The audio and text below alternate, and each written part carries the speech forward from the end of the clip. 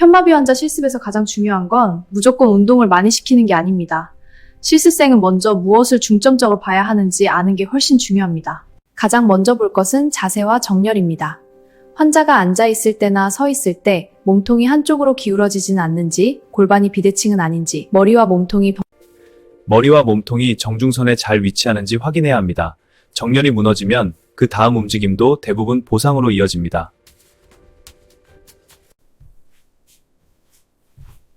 편마비 환자는 보통 건측 의존이 강합니다. 그래서 겉보기엔 동작이 되는 것처럼 보여도 실제로는 마비측을 거의 사용하지 않는 경우가 많습니다.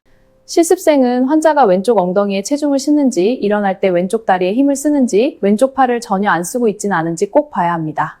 좋아요. 그렇게 천천히. 편마비 환자에서 정말 중요한 부분이 바로 체중 이동입니다.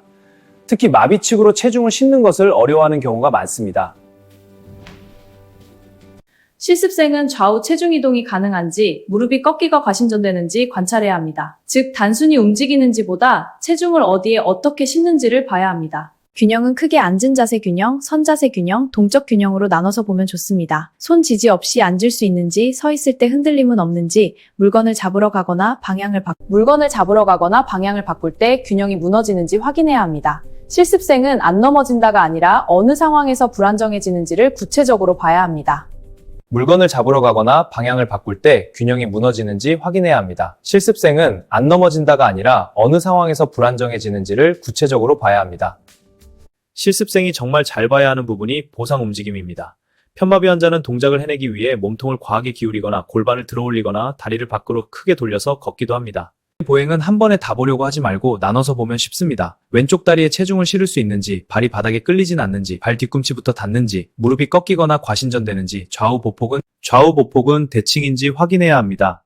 실습생은 잘 걷는다가 아니라 스탠스 페이지에서 버티는지, 스윙 페이지에서 발이 넘어가는지를 보는 눈이 필요합니다. 팔다리보다 먼저 볼 게 체간 조절입니다. 몸통을 세울 수 있는지, 위칭할 때 몸통이 무너지지 않는지, 일어설 때 몸통이 적절히 앞으로 트렁크 스웨이가 심하진 않은지 봐야 합니다. 세세간이 불안정하면 팔과 다리 기능도 같이 떨어집니다. 왼쪽 팔은 특히 더 조심해서 봐야 합니다.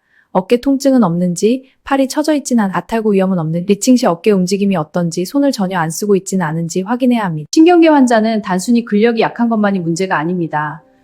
지시를 이해하는지, 주의 집중이 가능한지, 자기 몸의 문제를 인식하는지, 네글렉트 같은 문제가 있는지도 중요합니다. 마지막으로 꼭 봐야 하는 건 피로도와 안전입니다.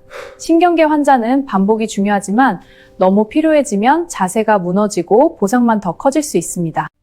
정리하면 실습생은 편마비 환자를 볼 때 정렬, 체중 이동, 균형, 보상, 기능 이 5가지를 먼저 봐야 합니다.